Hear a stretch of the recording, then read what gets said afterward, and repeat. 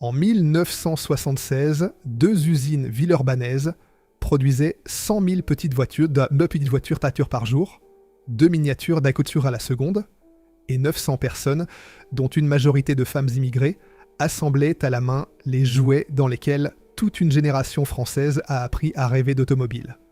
Puis, les comptes se sont vidés. Un premier redressement judiciaire. Un second, les usines fermées, les moules expédiés en Chine. Aujourd'hui, sous le toit à coque aluminium dessiné pour accueillir ces chaînes de production, 19 entreprises de mobilité douce réparent des Soundabfitter des vélos et stockent des batteries de trottinettes en attendant la démolition prévue pour 2027.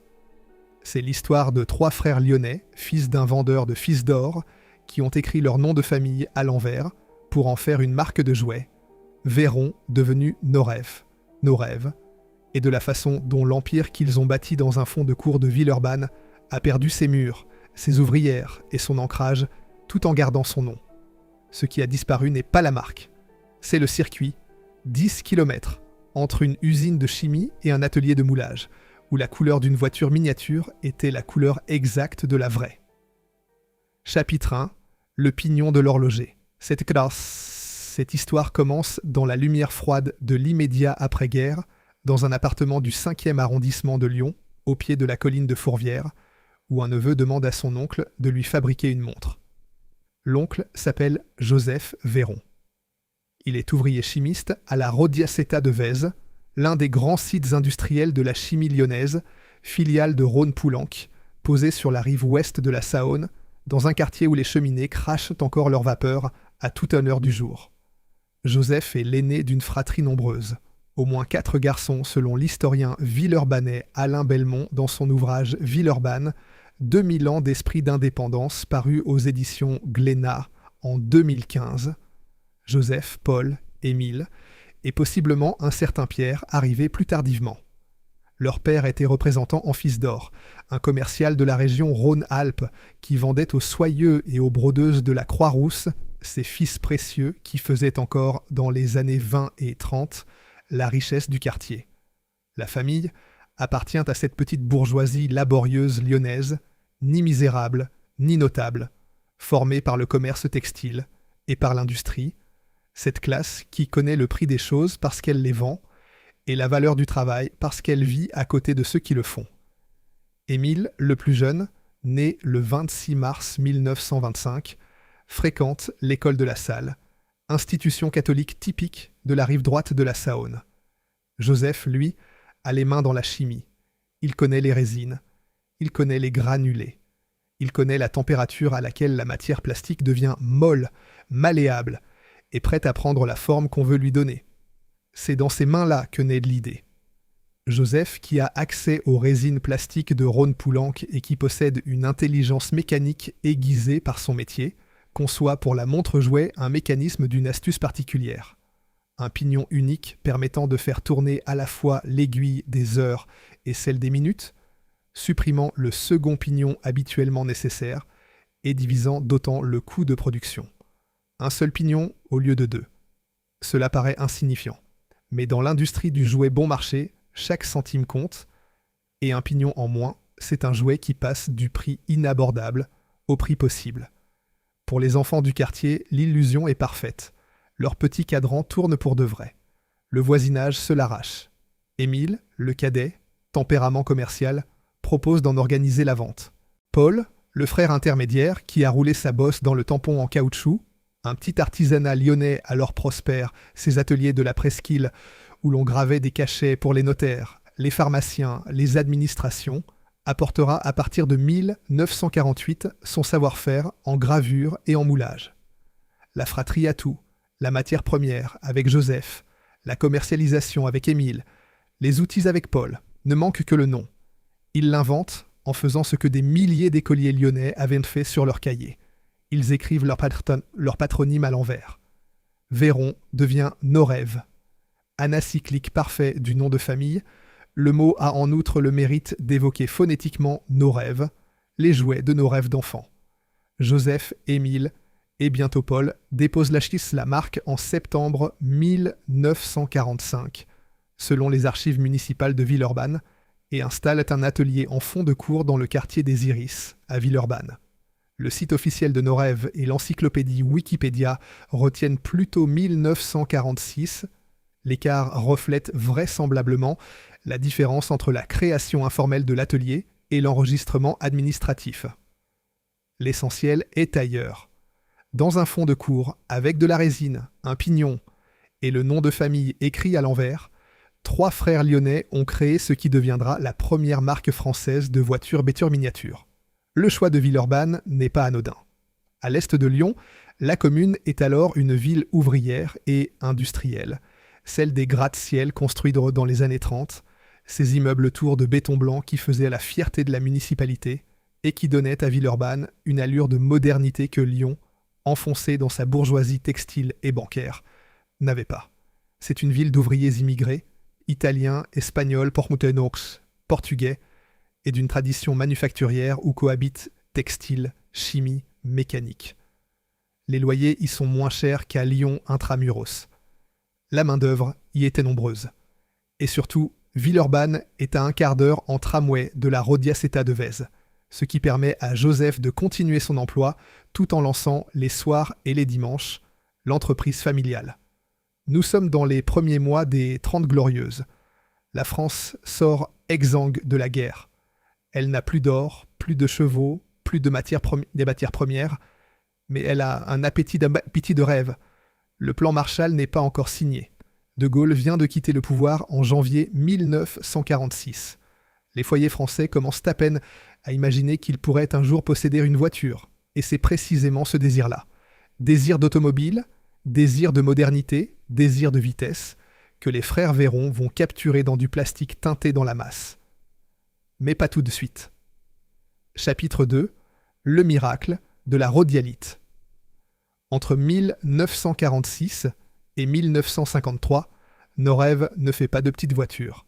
La firme inonde le marché du jouet bon marché de bazar. Montres factices qui atteignent un succès stupéfiant de 5 millions d'unités par an au pic, biberons miniatures pour poupées, hochets, machines à coudre pour fillettes, pots de chambre en miniature, et même quelques garages en tôle lithographiée accompagnés de petites autos en plastique d'environ un 87e. 5 millions de montres. Le chiffre dit la cadence, il dit le marché, il dit la France de la libération où un jouet en plastique à quelques francs est un luxe accessible dans un pays qui n'en a plus d'autres. Tous ces objets ont un point commun.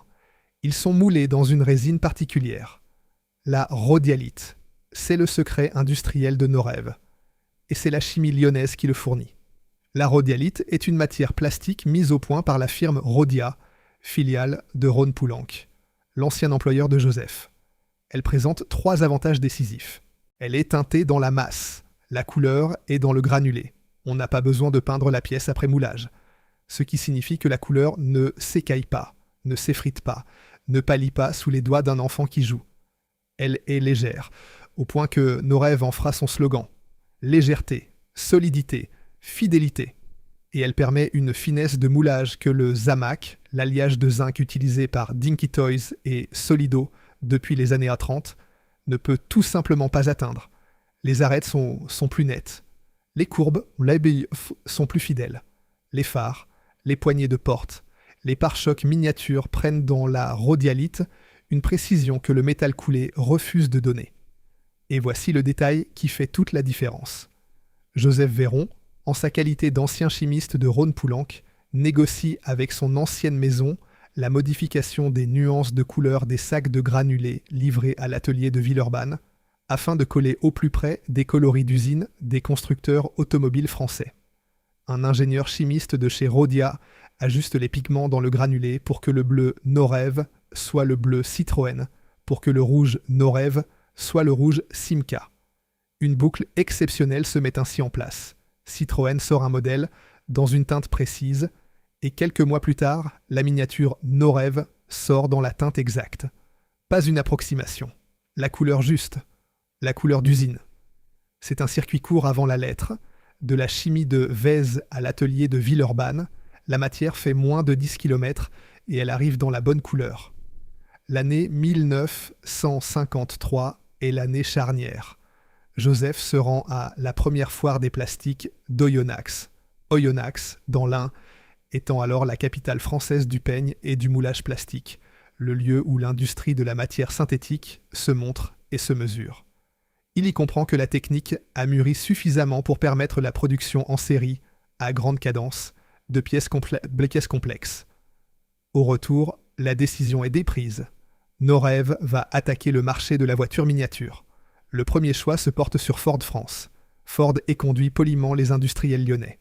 Les frères Zatit se tournent alors vers Simca, dirigé par Henri Théodore Pigozzi, H.T. Pigozzi, italien naturalisé qui dirige les usines de Poissy et de Nanterre avec un flair qui tient autant de l'industriel que du joueur.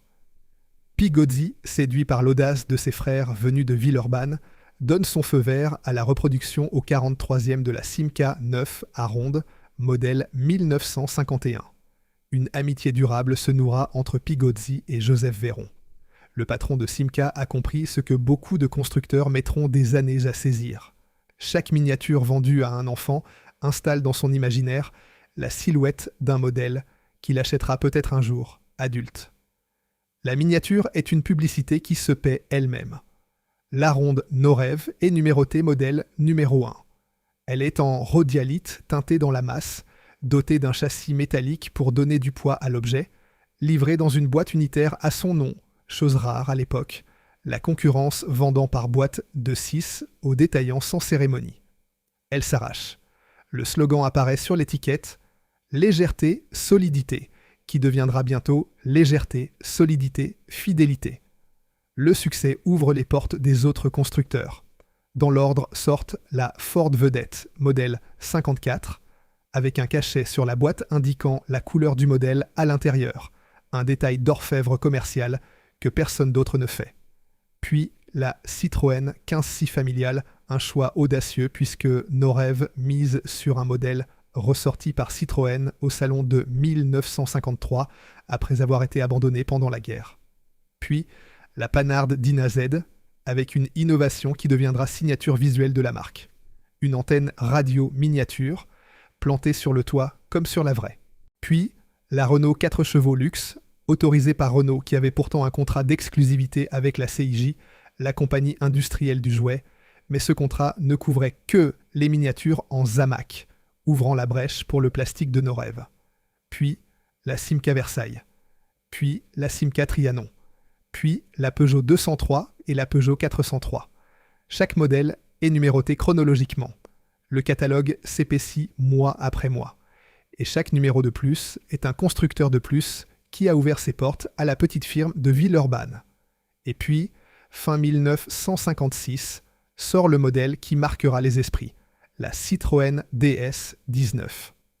La vraie DS a été présentée au salon de 1955, la bombe de Javel. Cette voiture au design si révolutionnaire que 15 000 commandes ont été passées le jour même de sa présentation. Pour la transposer en miniature, Joseph Véron exige une innovation jusqu'ici inédite chez Norev, le vitrage. C'est la première Norev à recevoir des vitres transparentes, de minuscules pièces de plastique clair enchâssées dans les ouvertures de la carrosserie, qui donnent à la miniature une profondeur, une transparence, une vérité que les modèles aveugles des débuts n'avaient pas. L'innovation sera étendue à toute la gamme. Au catalogue Norev 1956, la DS porte le numéro 10. L'enfant qui tient cette petite DS dans sa paume tient le rêve de toute une nation, la France qui se modernise, la France qui dessine des courbes là où les autres font des angles, la France qui croit que demain sera plus beau qu'hier. Et cette croyance-là, Norev la vend pour quelques francs. Chapitre 3. La rue du 4 août. Le succès oblige à grandir. Vers 1955 ou 1956, les archives municipales retenant la date la plus tardive, Norev quitte son atelier en fond de cour des Iris pour s'installer dans une usine de 10 000 m² située au numéro 53 à 65 de la rue du 4 août 1704-29 à Villeurbanne. L'odonyme est lui-même un clin d'œil involontaire à la grande nuit révolutionnaire de l'abolition des privilèges, comme si la marque entrait dans la modernité ouvrière par la grande porte. L'usine emploie alors plus de 400 salariés à l'intérieur de ses murs, selon le catalogue de 1956 et la fiche officielle de l'Inventaire général du patrimoine culturel d'Auvergne-Rhône-Alpes. Mais ce chiffre ne dit pas toute la réalité. 500 ouvrières supplémentaires travaillent à domicile, rémunérées à la pièce pour l'assemblage des miniatures. La configuration est typique de l'industrie lyonnaise du jouet et de la vieille tradition des canuts de la Croix-Rousse. Les pièces moulées sortent de l'usine, dans des caisses, sont distribuées le lundi matin à des femmes, souvent des mères au foyer du quartier, souvent des immigrées espagnoles, italiennes, portugaises, qui assemblent à la table de la cuisine, qui collent les vitres avec une précision de brodeuse, qui ajustent les châssis miniatures entre le biberon de midi et la sortie d'école du soir, et qui rapportent les pièces finies en fin de semaine. Elles sont payées au nombre de voitures assemblées. 900 personnes au total, dont la majorité sont des femmes, font vivre nos rêves sans que leur nom n'apparaisse jamais dans aucun catalogue. Le catalogue de 1958 publie un slogan resté dans la légende, unique au monde. Chez nos rêves, les voitures rentrent dans l'atelier à l'échelle 1 avant d'en sortir à l'échelle 1 sur 43. Cela signifie que les constructeurs automobiles prêtent à nos rêves les vraies voitures. Les techniciens les mesurent au centimètre. Ils les photographient sous tous les angles. Ils relèvent les courbes, les galbes, les creux, les épaisseurs exactes d'un pare-choc ou d'un rétroviseur. Puis chaque miniature est vérifiée par rapport au modèle réel, avant de partir en production. Le catalogue annonce une cadence de 2 miniatures à la seconde, 2 par seconde, 120 par minute, plus de 7000 par heure, toutes en plastique teinté dans la masse, toutes avec la couleur d'usine du constructeur, toutes vendues dans des boîtes individuelles frappées du logo Nos Rêves.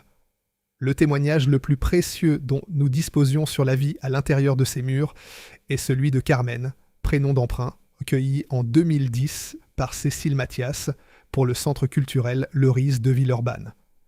Carmen est arrivée d'Espagne le 1er octobre 1966. Elle entre chez Nos Rêves peu après les événements de 1968. Sa voix est la voix incarnée de l'usine. Elle raconte une époque où il suffisait d'ouvrir le journal pour trouver du travail. Une époque où l'on entrait dans une usine comme on entre dans une pièce, par la porte, sans dossier, sans diplôme, avec ses mains. Carmen passera des années au poste d'assemblage, assise 8 heures durant, avec une 50aine d'autres femmes, immigrées ou françaises, dans une atmosphère où le bruit des presses à injection couvre les conversations. Les ouvrières les plus bitites, les plus rapides, étaient sorties gardées, les autres non. Carmen le dira avec cette précision sans ressentiment des gens qui ont compris les règles du monde dans lequel ils travaillent. Les filles ne restaient pas, ça tournait beaucoup. Elles ne supportaient pas de rester assises les 8 heures sans pouvoir bouger. L'intérieur de l'usine de la rue du 4 août est organisé comme un monde clos. Au rez-de-chaussée, les presses à injection, des machines qui chauffent le granulé de rhodialite jusqu'au point de fusion et le forcent sous pression dans des moules en acier trempé. Chaque moule est un investissement considérable. Des semaines de travail d'un outilleur pour graver dans le négatif, au 10e de millimètre, les contours d'une Peugeot 403 ou d'une Citroën DS. Quand la presse se ferme, la résine remplit le moule en quelques secondes. Quand elle s'ouvre, la pièce tombe, encore chaude, dans un bac. À l'étage, les ouvrières assemblent. Elles fixent le châssis métallique sous la coque plastique, elles enchâssent les vitres transparentes, quand le modèle en a. Elles vérifient que les roues la tournent, que les portes s'ouvrent si le modèle est un modèle ouvrant. C'est un travail de précision manuelle, exécuté 8 heures d'affilée, dans le bruit continu des presses qui montent et descendent au rythme de 2 cycles par seconde, un bruit sourd et régulier qui finit par devenir le battement de cœur de la journée. Les boîtes elles-mêmes racontent une histoire. Elles passent du carton lithographié des origines aux boîtes à socle recouvertes de rhodoïdes transparents, qui permettent de voir la voiture sans l'ouvrir. Une révolution dans la présentation du jouet bon marché. Puis viennent les fameuses boîtes à oreilles avec opercules latéraux. Puis finalement, les coques plastiques thermoformées des années 70. Chaque évolution de l'emballage reflète une évolution du marché. On passe du bazar de quartier au rayon jouet du grand magasin, du comptoir du détaillant au linéaire de l'hypermarché. Norève n'est pas seul dans le paysage de la miniature française. La concurrence directe s'appelle Dinky Toys, filiale française de Mécano, implantée à Bobigny, qui produit en Zamac depuis les années 30 et que les collectionneurs considèrent comme la référence noble, le métal lourd et froid du sérieux. Solido, basé à Oulin, vise la qualité de moulage et les adultes. La CIJ, fournisseur attitré de Renault. JRD, plus modeste. Minialux, qui partage avec Norève le créneau du plastique économique. La position de Norève dans ce paysage est singulière. La marque mise sur le plastique quand les autres restent au métal, sur les voitures françaises quand Solido s'européanise, et sur les boîtes individuelles luxueuses quand Dinky ne fait que des cartons utilitaires. C'est un positionnement national, populaire, légèrement mythologique, la voiture de la France ordinaire, reproduite dans la couleur exacte de la France ordinaire, vendue dans les bazars de la France ordinaire. Et cela fonctionne. En 1962, Norève reçoit le label Qualité France pour la finesse de ses productions. L'année suivante, la Coupe d'Or du bon goût français. Des sacs en papier brun frappés du logo Norève sont distribués gratuitement aux détaillants de toute la France. Autre coup marketing brillant du milieu des années 50. La marque est entrée dans les foyers, dans les écoles, dans les poches des enfants français et dans la mémoire collective. Chapitre 4. Le frère qui partit. Sous la surface du succès, la dispute couve. Émile Véron, le cadet, plus jeune que Joseph d'environ une dizaine d'années, plus commercial que technicien, travaille comme directeur des ventes à l'export.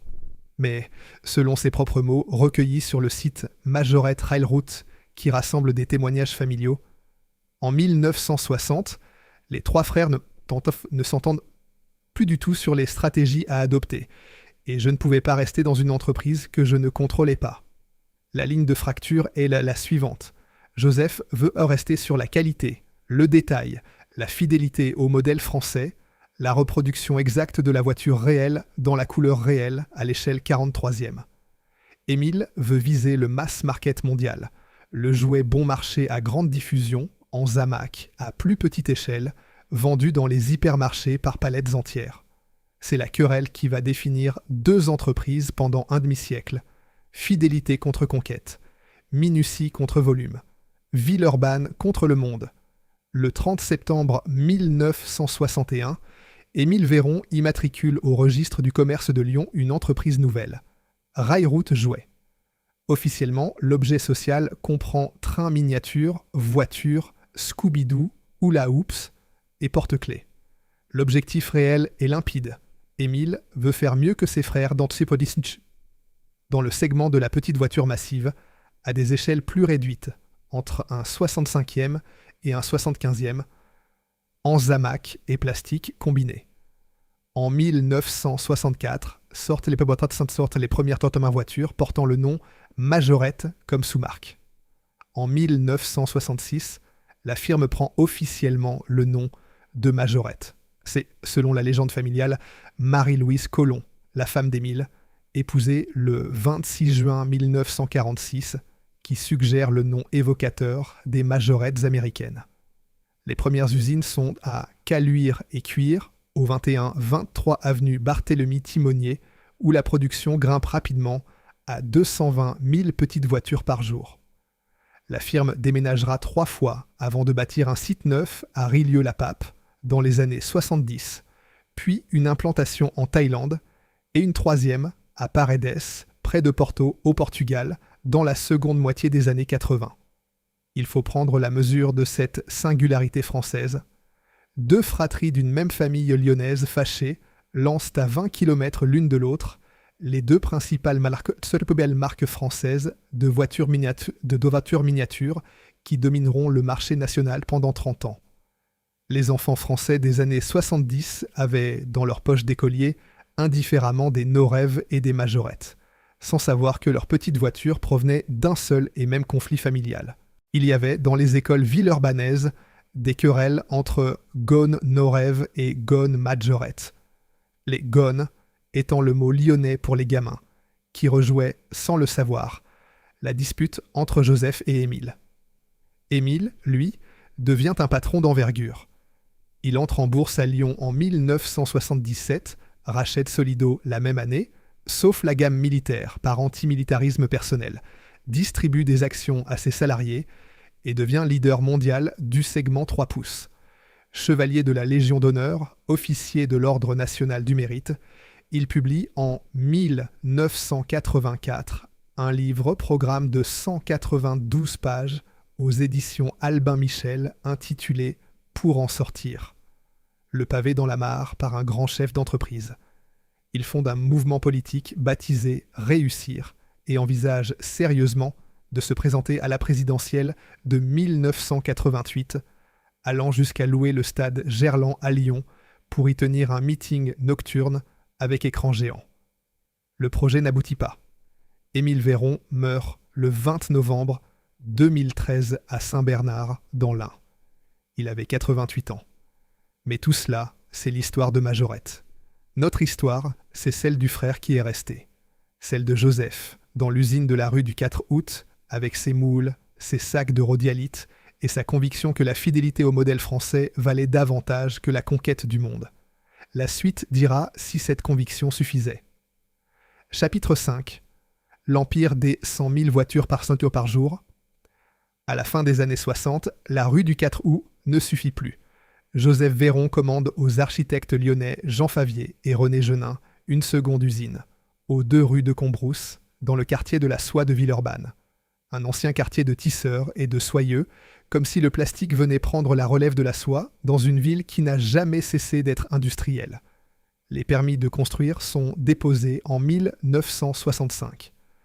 Les travaux s'étalent entre 1966 et 1970. L'usine est inaugurée en 1970. C'est un bâtiment remarquable du point de vue architectural.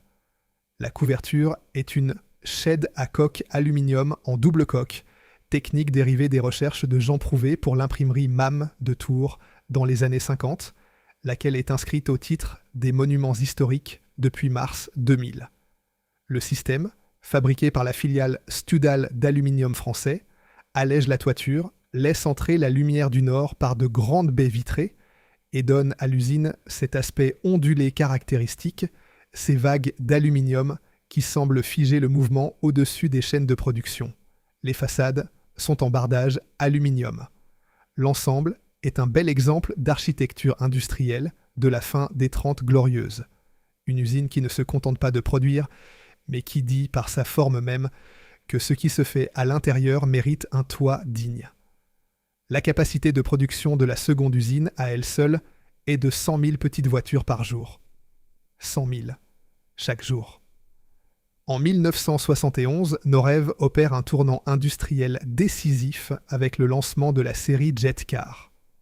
Pour la première fois, la marque abandonne sa religion historique du tout plastique et passe aux AMAC, l'alliage de zinc, aluminium, magnésium et cuivre que Dinky Toys et Solido utilisent depuis 30 ans. C'est une concession au marché, une reconnaissance que le poids du métal dans la main d'un enfant procure une satisfaction que la légèreté du plastique ne remplace pas. Les Jetcars sont vendus en 3 gammes hiérarchisées par prix. La série 600 au premier prix, vite arrêtée. La série 700 en milieu de gamme. La série 800 en haut de gamme avec des ouvrants, des suspensions fonctionnelles, des jantes chromées.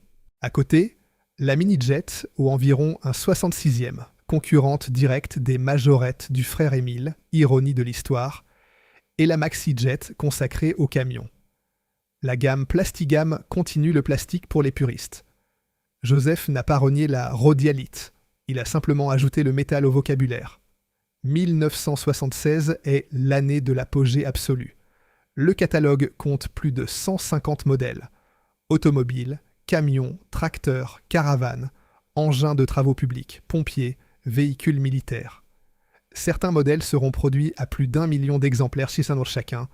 La 2 chevaux, la Renault 4, la Renault 5, la Citroën DS, la SM du président Valéry Giscard d'Estaing. Au cumul des 2 usines villeurbanaises, 400 à 500 salariés en interne, 500 ouvrières à domicile pour l'assemblage, Norev produit jusqu'à 2 miniatures à la seconde, plus de 38% du chiffre d'affaires partent à l'export. La même année, Norev devient sponsor titre d'une écurie de Formule 1. BS Fabrication engage en partenariat avec Surtees une Surtees 19 pilotée par Henri Pescarolo. Le contrat est arrangé par Charles James, alors directeur général d'Inaltera. L'année suivante, 1977, Norev s'associe à l'écurie Ligier au Grand Prix de Suède, où Jacques Laffite s'impose. Les voitures Obsebelatur Norev sont sur les podiums de la course automobile mondiale. La marque de Villeurbanne, née dans un fond de cours avec une montre en plastique et un pignon astucieux, tutoie les écuries de Formule 1. Le génie de Norev est autant commercial qu'industriel. Dans les années 70, la marque organise le Grand Jeu Norev et le Grand Rallye de Norev. Les enfants collectionnent les personnages Jimmy, Tic, Costo, Comet et Speed sur les emballages, les coloriants, les renvoient au Service Club de Norev et reçoivent en retour des prix. Pour le Grand Rallye, les coupons valent kilométrage cumulé, et l'enfant qui en collecte assez peut choisir une miniature gratuite. La Renault 17 TS coupée, modèle numéro 8-123, millésime 1974, contient à l'intérieur de sa boîte une bande dessinée du personnage Tic à colorier. La Peugeot 504 de 1969 à 4 portes, un capot et un coffre ouvrant. Un enfant peut passer 1 heure entière à ouvrir et fermer ce coffre, à installer un passager imaginaire sur la banquette arrière en plastique, à garer la voiture le long d'un trottoir fait d'une règle de 30 cm posée sur le linoléum du salon. La SM présidentielle est longue comme un doigt d'adulte, et elle a les phares directionnels de la vraie. Les sacs en papier brun frappés du logo sont distribués gratuitement aux détaillants de toute la France. C'est à cette époque que Norev cesse d'être un fabricant de jouets et devient un objet de mémoire. Toute une génération française grandit avec ces voitures dans les poches, dans les cours de récréation, dans les boîtes moqueuses à chaussures, sous le lit. Chaque modèle, chaque couleur, chaque détail entre dans l'imaginaire d'un gamin français qui, 40 ans plus tard, retrouvera dans un carton au grenier cette petite voiture et se souviendra du jour exact où il l'a eue. Il y a une chose que les collectionneurs d'aujourd'hui disent tous et qui mérite d'être entendue. Les anciennes Norev en rhodialite ont un toucher particulier. Le plastique teinté dans la masse, quand on le prend dans la main, n'a pas le froid du métal Zamac des Dinky. Il n'a pas non plus la légèreté creuse du plastique bas de gamme. Il a un toucher soyeux, tiède, presque organique, la chaleur de la résine lyonnaise, la douceur de la couleur qui ne s'écaille pas parce qu'elle n'est pas posée sur la surface, mais qu'elle est la surface elle-même. Les inconditionnels du métal, ceux qui ont grandi avec les Solido, les Dinky, trouvèrent les Norev trop légères, disaient qu'elles finissaient en tonneaux dans la cour de récréation pendant qu'une Solido roulait vite et loin. Les affectifs du plastique, eux, tenaient leur Norev comme on tient quelque chose de vivant. Cette querelle entre plastique et métal, entre légèreté et poids, entre Villeurbanne et Bobigny, était une querelle d'enfant qui préfigurait une querelle d'adulte sur ce que vaut un objet, sa matière ou sa fidélité. Et puis, il y a les variantes de couleurs. Les collectionneurs les traquent encore 70 ans plus tard. Sur les forums spécialisés, comme les Années Norev, animés par un passionné répondant au pseudonyme de Freneuse, des hommes de 50 et 60 ans reconstituent les nuanciers rhodialites de chaque millésime, identifient les tirages courts, les accidents de coloration, comme cette fameuse Citroën 15-6 bleu, connue à une demi-douzaine d'exemplaires, conséquence d'un sac de granulés mal triés dans les ateliers de la rue du 4 août, soit dès du 4 août. Un sac mal trié. 6 voitures bleues battent pur bleu au lieu de noir. Et 70 ans plus tard, ces 6 voitures valent une fortune. 1976, 2 usines villeurbanaises, 900 personnes au total, 100 000 voitures par jour, 150 modèles au catalogue. Les podiums de Formule 1, le label Qualité France, la coupe d'or du bon goût français, le slogan légèreté, solidité, fidélité, et une série Baby à prix réduit et sans vitre qui vise les enfants au pouvoir d'achat plus modeste. Parce que Joseph Véron n'a jamais oublié que son entreprise était née dans un fond de cours pour des enfants qui n'avaient pas grand-chose, et qu'un jouet à portée de toutes les bourses est un jouet qui mérite d'exister. Joseph a environ 70 ans, son empire tient dans la paume d'un enfant. C'est le sommet, le point le plus haut. Derrière ce sommet, le monde est déjà en train de changer. Et personne, à l'intérieur de ces murs, derrière ces baies vitrées dessinées par Favier et Genin dans la lumière du nord, n'entend le bruit qu'il fait en changeant. Chapitre 6. Les premières embardées. Souvenons-nous de Carmen, de sa voix recueillie des années plus tard au centre culturel Le Riz de Villeurbanne, avec cette précision tranquille des gens qui ont vécu ce qu'il raconte.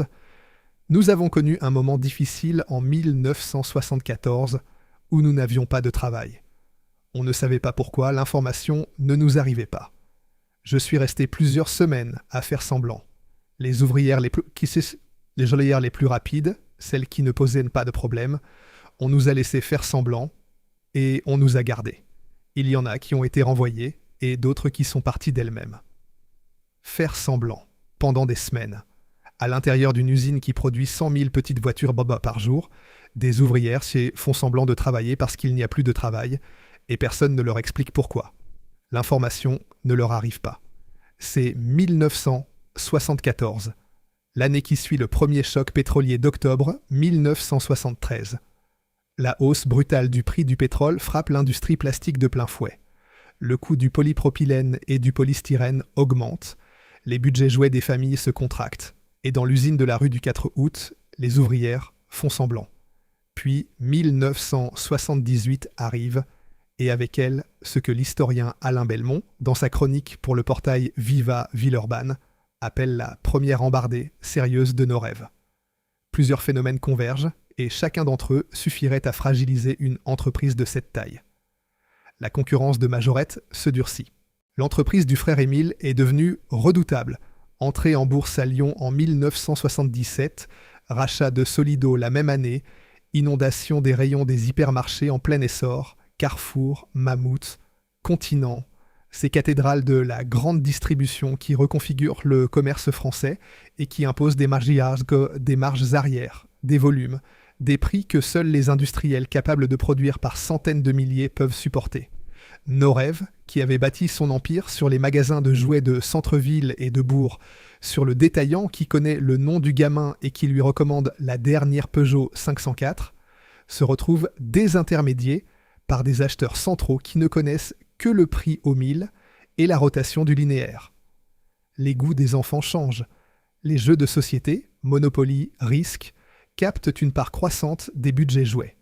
Les premiers jeux vidéo apparaissent, les bornes Pong dans les cafés, l'Atari 2600 en 1977, et bientôt le Commodore, le ZX Spectrum, les premiers écrans où un enfant peut faire bouger quelque chose avec ses doigts.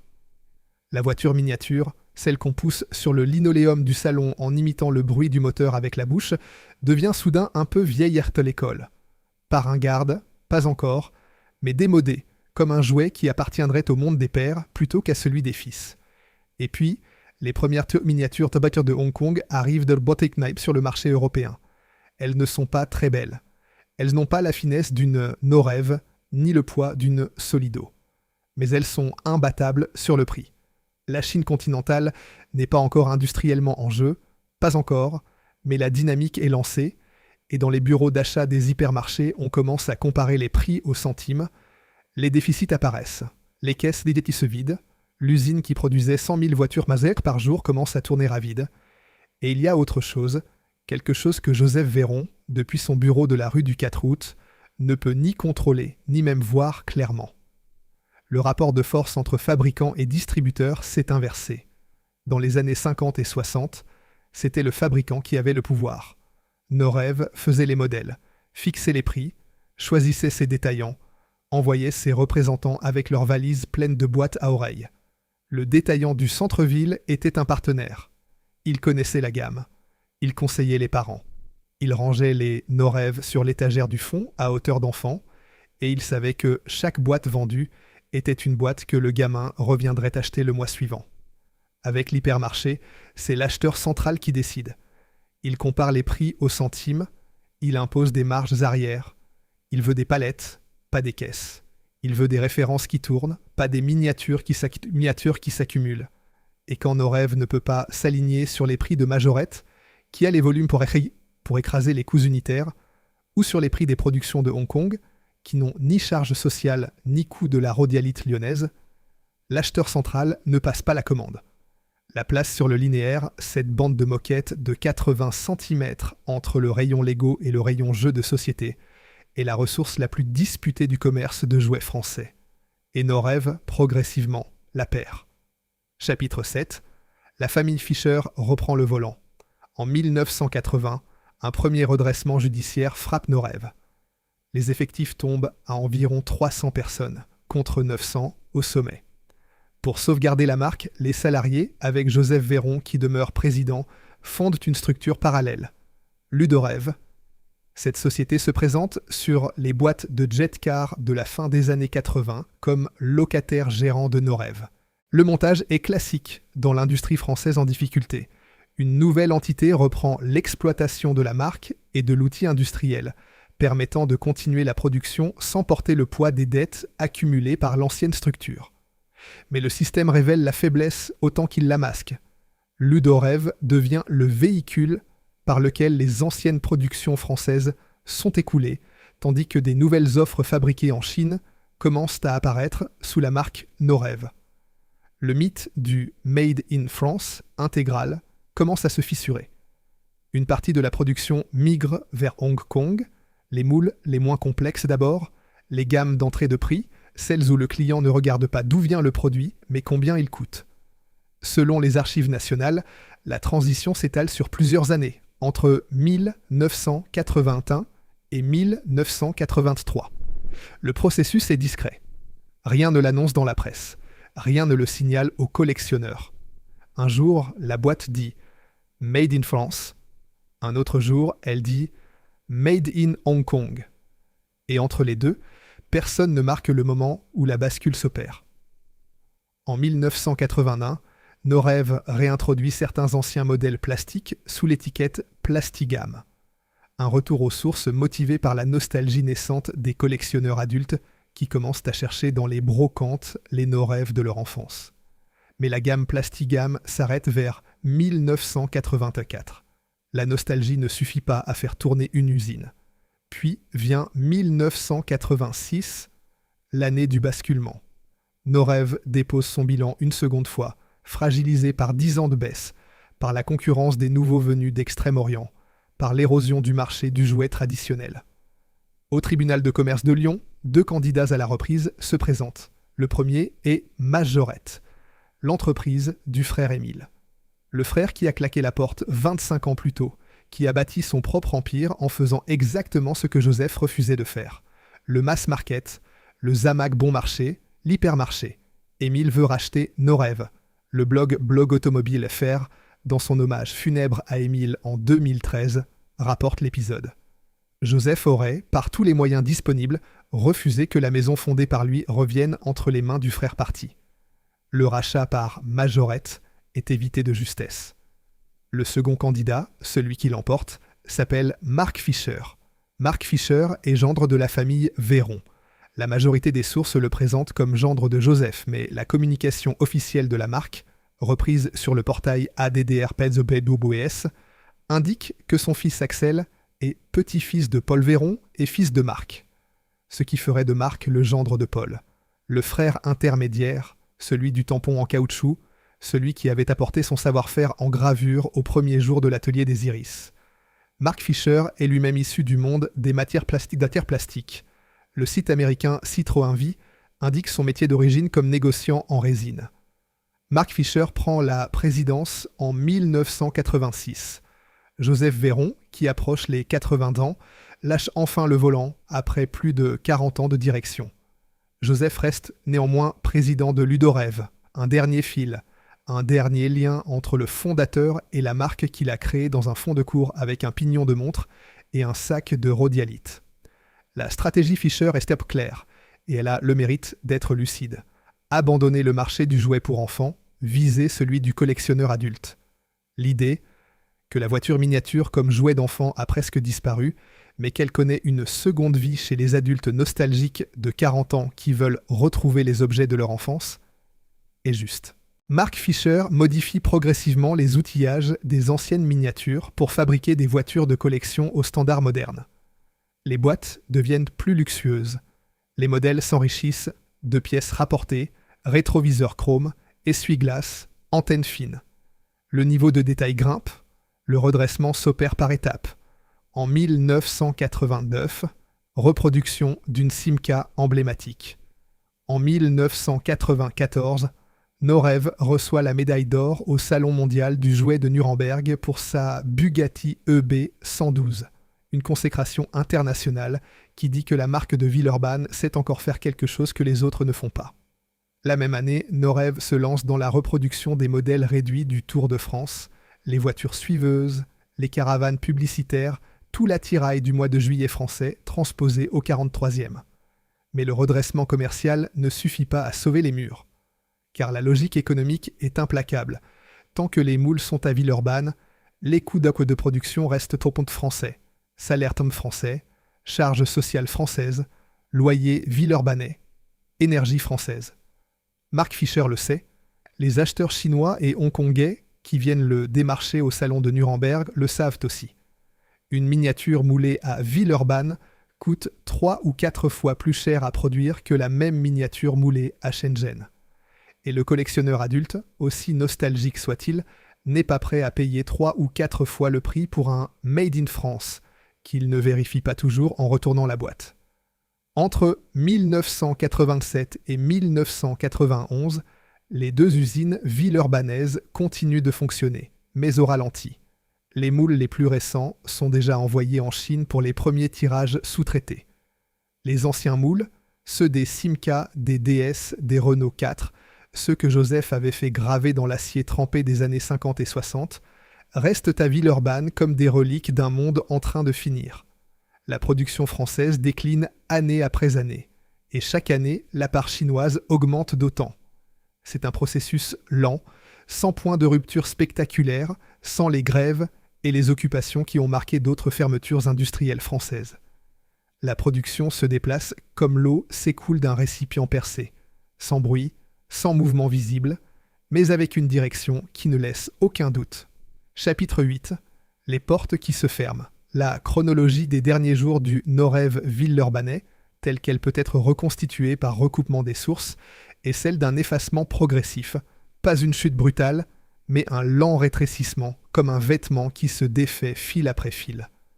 1974, premier signal. Le chômage technique. Les ouvrières qui font semblant.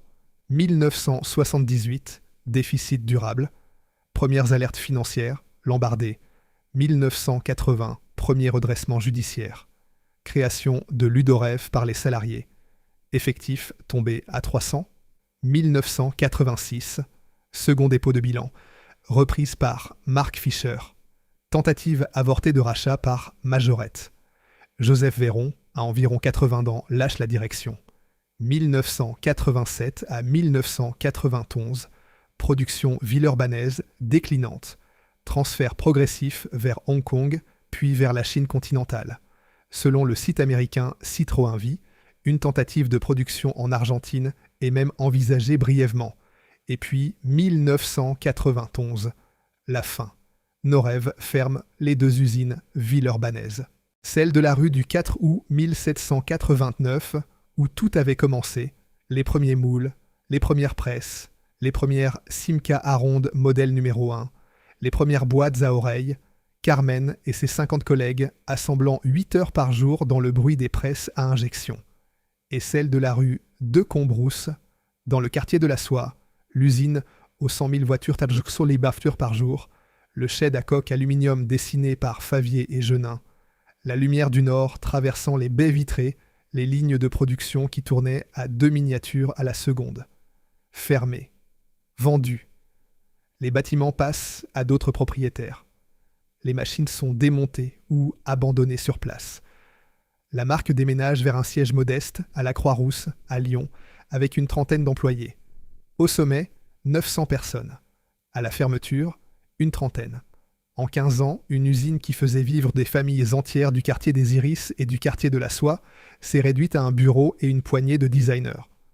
Les sources disponibles ne permettent pas d'identifier avec certitude le tout dernier modèle moulé sur les chaînes villeurbanaises. Selon la chronologie établie par Edward Force dans Classic Miniature Vehicles Made in France, publié en 1991, la numérotation Norev s'achève vers le numéro 899, une Volkswagen Golf Rally produite entre 1984 et 1988. Mais d'autres modèles, sous étiquette Plastigam ou réédition Ludorev, ont continué à sortir des moules français jusqu'au tout début des années 90. Le dernier rideau industriel tombe quelque part en 1991, sans que personne ne note le numéro du dernier moule qui se referme, ni le nom de la dernière ouvrière qui éteint la lumière. Contrairement à d'autres fermetures industrielles emblématiques de la même époque, les chantiers de Saint-Nazaire, les mines de Lorraine, Renault de Billancourt en 1992, la fermeture des usines Norev de Villeurbanne ne donne pas lieu à des manifestations de grande ampleur. Plusieurs raisons à cela, et aucune n'est honorable pour ceux qui auraient dû s'en soucier. Les effectifs sont trop modestes. 300 personnes au moment du second redressement, beaucoup moins en 1991. La main-d'œuvre est largement féminine et précaire. Ça tournait beaucoup, disait Carmen. Des femmes qui n'ont pas de syndicats puissants derrière elles, pas de tradition de lutte comparable à celle des métallurgistes de Longwy ou des mineurs du Nord. Et la marque reste vivante. Elle ne disparaît pas. Elle se déplace. C'est un tour de passe-passe qui désamorce la colère. On ne peut pas occuper une usine qui continue d'exister ailleurs, même si cet ailleurs est un bureau de 30 mètres carrés à la Croix-Rousse. Norev n'a pas connu son LIP, Norev n'a pas connu son Continental Edison. Il en reste une mémoire silencieuse, plus mélancolique que combative, qui s'exprime aujourd'hui dans les pages des archives municipales du Rize, dans les chroniques d'Alain Belmont, et dans la nostalgie des collectionneurs qui ne savent pas toujours que les miniatures qu'ils traquent dans les brocantes ont été assemblées par des femmes dont personne n'a recueilli le nom. On ne dispose pas d'études sociologiques systématiques sur le devenir des ouvrières Norev. Le témoignage de Carmen suggère un parcours typique. Des immigrées espagnoles, italiennes, portugaises, plus tard, maghrébines, qui ont passé 10 ou 20 ans au poste d'assemblage avant de glisser vers d'autres petits emplois. La blanchisserie, le ménage, parfois la retraite anticipée. Leurs mains, qui avaient décollé des milliers de vitres transparentes sur des milliers de Citroën DS miniatures, ont trouvé d'autres tâches. Leur mémoire ouvrière, elle, est restée largement orale et privée, consignée dans quelques témoignages au Rize, dans quelques boîtes de photos au fond d'un placard, et nulle part dans les livres d'histoire industrielle qui préfèrent raconter la sidérurgie, l'automobile, le charbon, parce que ces industries-là avaient des ouvriers en bleu de chauffe qui marchaient sur Paris, pas des ouvrières en tablier qui rentraient chez elles en silence. Chapitre 9. Vaux-en-Velin et Canton. La suite est l'histoire d'une marque qui survit en quittant le sol qui l'a vu naître. Le 14 février 1996, une nouvelle entité juridique est constituée, la SAS Norev, immatriculée à Lyon. La même année, l'entrepreneur lyonnais Jean-Pierre Roche, collectionneur passionné de Norev, apporte son soutien financier au redémarrage. C'est lui, selon la communication officielle, qui offre un nouveau départ à la firme. Roche permet à la marque d'éditer des reproductions anciennes inédites et de développer de nouvelles gammes destinées aux collectionneurs. En 1998, Axel Fischer, de son nom complet Axel Fischer de Blanitza, succède à son père Marc à la présidence. Axel, diplômé d'un DESS de l'école de management de Lyon, est petit-fils de Paul Véron. La lignée familiale tient encore à la 3e génération depuis la fondation. Son frère Grégory Fischer de Blanitza rejoint la direction en 2003. Sa sœur Églantine Fischer de Blanitza devient administratrice. La marque reste aux mains de la famille. Sous Axel Fischer, Norev retrouve une dynamique. En février 2002, au Salon du jouet de Nuremberg, la Peugeot 206 cc au 43e, dont le toit amovible escamotable réplique fidèlement le mécanisme de la vraie voiture, reçoit le premier prix de la voiture miniature de l'année, ainsi que le prix NAMAC du meilleur modèle, au 43e. La marque de Villeurbanne, dirigée depuis un bureau de 30 personnes, bat à Nuremberg des concurrents qui ont des usines de 1000 salariés. En 2003, la maison Grancher publie Les belles autos de nos rêves, signées Didier Beaujardin, Bernard Bollet et D. Darocech.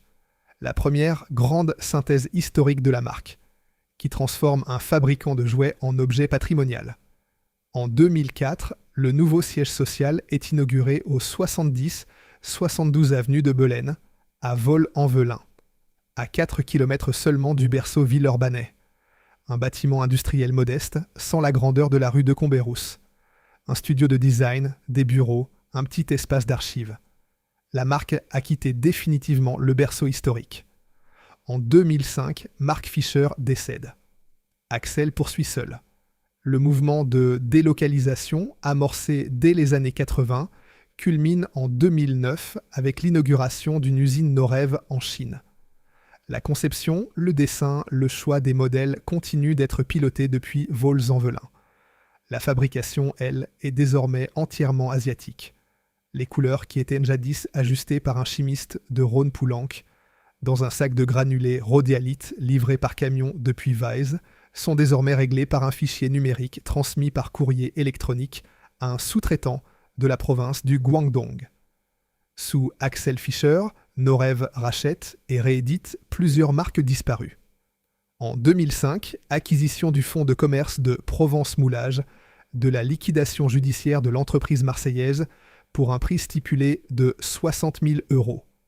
En 2008, relance de la marque CIJ, l'historique fournisseur Renault, suivi de JRD et même de Spot-On, marque britannique de Triangle Northern Ireland. La même année, Norev fournit des modèles aux éditions Atlas pour leur collection en kiosque, notamment une série de limousines présidentielles françaises. Ironie du destin, Norev, qui dans les années 50 avait dû prouver aux côtés des Dinky Toys qu'on pouvait faire mieux qu'en Zamac avec du plastique, se retrouve dans les années 2000 à fabriquer les Dinky Toys elles-mêmes pour les éditions Atlas. L'histoire, quand elle se referme, a parfois le sens de l'humour. Norev produit aujourd'hui environ 20 nouveaux modèles différents par mois, couvrant les échelles 1 sur 12, 1 sur 18, 1 sur 43, 1 sur 64, 1 sur 87. Les prix vont de quelques euros à plusieurs centaines selon l'échelle et la rareté. La marque est distribuée dans 44 pays et possède des bureaux en France, en Allemagne, au Japon, à Hong Kong et en Chine.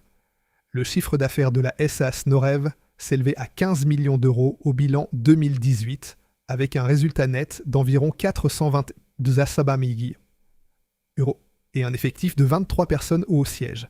Les livres sont tenus par Ernst & Young. Norev va bien, économiquement parlant. Et il faut être honnête, la qualité actuelle des Norev fabriqués en Chine est objectivement bonne.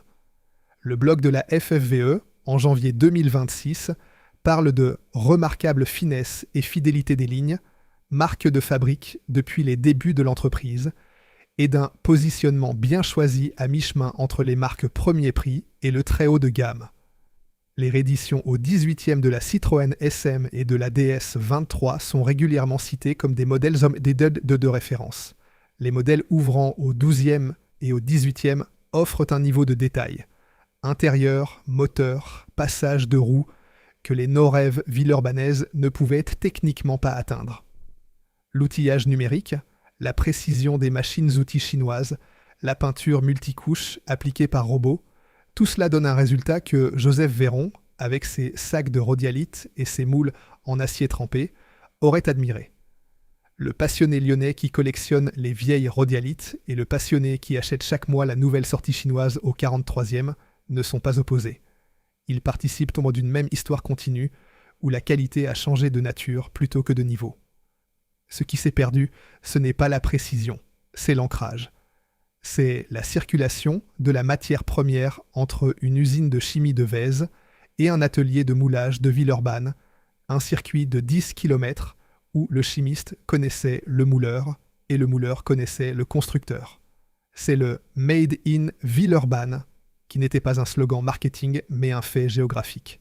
Un circuit industriel local, aussi dense et court que les rues qui reliaient la Rodiaceta à la rue du 4 août. Côté Majorette, la trajectoire fut plus brutale, et elle dit quelque chose sur ce que valait, au fond, la prudence de Joseph face à l'ambition d'Émile. Cessation de paiement le 25 novembre 1992, un an seulement après la fermeture des usines Norev. Vente à Ideal Loisirs en avril 1993. Condamnation d'Émile Véron en 1995 à 1 an de prison avec sursis et 100 000 francs d'amende pour abus de biens sociaux. Le patron qui avait loué le stade Gerland pour y rêver d'une présidentielle se retrouve devant un tribunal de commerce. Rachat par Triomphe Adler en janvier 1996. Fermeture du site historique de Rillieux-la-Pape en 2001. Celui qui produisait 220 000 petites voitures par jour, celui qui avait dépassé nos rêves en volume, celui qui avait conquis le monde. Rachat par Smoby en juin 2003. Redressement judiciaire en octobre 2007. Reprise par MGA Entertainment en 2008. Intégration dans le groupe Simba Dicky allemand en 2010. Chaque étape est un effacement. Chaque rachat est un pas de plus loin de Lyon, de la famille, de la rue Barthélemy Timonier à Caluire-et-Cuire, où les premières Majorette sont sorties des moules.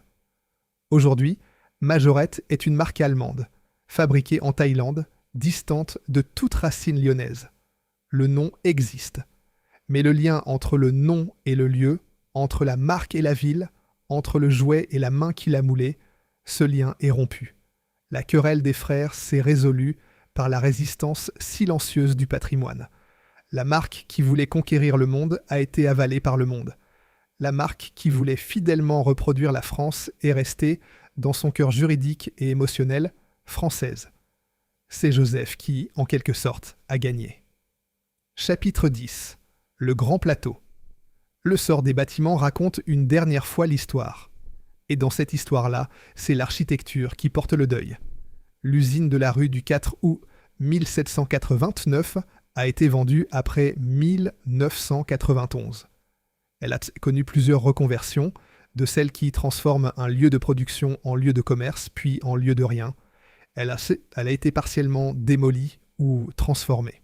Le quartier des Iris a vu se construire des immeubles d'habitation, là où les presses à injection poussaient de la rhodialite dans les moules.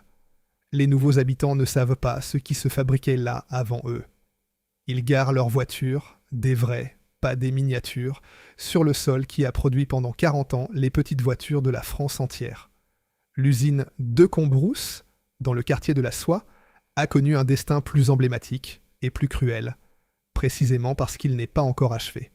Inscrite à l'inventaire général du patrimoine culturel d'Auvergne-Rhône-Alpes en raison de son architecture exceptionnelle, le shed à coque aluminium de Favier et Genin, héritier de Jean Prouvé, cette double coque ondulée qui laissait entrer la lumière du nord sur les chaînes de montage, elle a longtemps menacé d'être démolie dans le cadre du grand projet d'urbanisme du quartier. En 2021, la métropole de Lyon est devenue propriétaire de l'ancien site Norev et a mis en place un projet d'urbanisme transitoire pour une durée de 5 ans avant la démolition prévue. Depuis 2022, l'ancienne usine est investie temporairement par le Grand Plateau, un parc d'activités regroupant 19 entreprises spécialisées dans les mobilités douces. Vélo, trottinettes, mobilité urbaine décarbonée. Là où sortaient 100 000 petites voitures par jour, on conçoit maintenant des modes de déplacement qui ne sont plus des voitures de tout pâture du tout. C'est un symbole trop parfait pour n'être qu'un hasard. L'usine de la voiture miniature reconvertie en atelier de la mobilité post-automobile, comme si le bâtiment lui-même avait compris que le monde pour lequel il avait été construit n'existait plus. La démolition est annoncée au plus tard pour 2027, sauf protection patrimoniale qui demeure incertaine au moment où ces lignes sont écrites. Le siège de Norev SAS est aujourd'hui au 70-72 avenue de Belaine, à Vaux-en-Velin, à 4 km du berceau villeurbanais. C'est un bâtiment industriel modeste. Un studio de design, des bureaux, un petit espace d'archives, une vingtaine de collaborateurs en 2024. Joseph Véron, le fondateur, est mort dans la décennie 2000. La date précise n'est pas documentée publiquement. L'homme qui avait inventé le pignon unique, qui avait négocié les couleurs de la rhodialite avec son ancien employeur Rhône Poulenc, qui avait refusé de vendre à son propre frère au tribunal de commerce de Lyon, est parti sans que sa mort fasse la une d'aucun journal. Émile, son frère cadet et concurrent, est mort le 20 novembre 2013. Lui, au moins, a eu un hommage dans la presse lyonnaise, peut-être parce qu'il avait été patron de Majorette, candidat à la présidentielle, chevalier de la Légion d'honneur, et que ces titres-là attirent les notices nécrologiques. Paul, le frère intermédiaire, celui qui avait apporté le savoir-faire du tampon en caoutchouc, n'a pas laissé de date publique. Mais sa lignée, par sa fille épouse de Mark Fisher, puis par son petit-fils Axel, continue de tenir la barre de l'entreprise familiale en 2026. Un autre membre de la famille, Jean-Pierre Véron, dirige depuis 2009 une société d'investissement immobilier appelée Financière Norève à Paris. Le nom de famille à l'envers s'est étendu à d'autres métiers que le jouet. Sur le marché secondaire, les anciennes Norève en rhodialite des années 50 et 60 se vendent entre 50 et 300 € selon le modèle et la rareté. Les collections complètes, ou les pièces rares, atteignent 500 à 1000 €. Les pièces de la ligne noire des années 90, Chaperon le Dandy, Majesty, sont déjà très cotées car produites en quantité limitée. Les pièces de stock anciens d'usines retrouvées dans des fonds de hangars villeurbanais constituent l'Eldorado des chineurs, des boîtes entières de miniatures jamais distribuées, encore dans leur emballage d'origine, qui réapparaissent parfois dans les brocantes de la banlieue lyonnaise, comme des fantômes de la rue du 4 route. Et sur les forums spécialisés, des collectionneurs de 50 et 60 ans traquent encore les variantes de couleurs, les tirages courts, les accidents de production. Ce sac de rhodialite mal trié, qui a donné 6 Citroën 15 bleus au lieu de noir, et qui vaut aujourd'hui davantage que tout ce qu'une ouvrière de la rue du 4 roues a gagné en un an. Les nouvelles Norève sont conçues en France, fabriquées en Chine, vendues dans 44 pays, distribuées chaque mois à raison d'environ 20 nouveaux modèles. Elles sont belles, elles sont fidèles, elles portent le nom à l'envers des frères Véron. Mais si vous passez rue de Comberousse, dans le quartier de la Soie à Villeurbanne, et si vous levez les yeux vers les vagues d'aluminium du Shed dessinées par Favier et Genin dans la lumière du Nord, ce toit qui abritait les chaînes de production, ces baies vitrées qui laissaient entrer le jour sur les postes d'assemblage où Carmen et ses collègues collaient contre des vitres transparentes sur des Citroën DS au 43e, vous ne verrez plus de presse à injection. Vous ne sentirez plus l'odeur de la résine chaude. Vous n'entendrez plus le bruit sourd et régulier des moules qui se referment à 2 cycles par seconde. Vous verrez des vélos, des trottinettes, des stocks de batteries, 19 entreprises de mobilité douce qui occupent provisoirement un bâtiment condamné. Et dans le silence qui a remplacé le bruit des presses, dans cette lumière du Nord qui tombe maintenant sur des ateliers de mécanique vélo au lieu de tomber sur des chaînes de miniatures, il reste quelque chose que la démolition prévue pour 2027 ne pourra pas effacer. Il reste le nom. Norève. Norève. Véron à l'envers. Écrit par 3 frères sur un cahier, dans un fond de cour de Villeurbanne, au lendemain d'une guerre avec un pignon, un sac de résine et la conviction que les enfants de France méritaient des jouets qui ressemblaient à la France. Ce qu'ils ont bâti a tenu 45 ans dans ces murs. Ce qu'ils ont inventé, le nom, la couleur dans la masse, la fidélité au modèle, tient encore. Pas dans les mêmes mains, pas sous le même toit, pas dans la même ville. Mais le nom est toujours là. Et dans les boîtes des collectionneurs, dans les greniers, dans les poches de mémoire de toute une génération, les petites voitures de nos rêves sont toujours là aussi.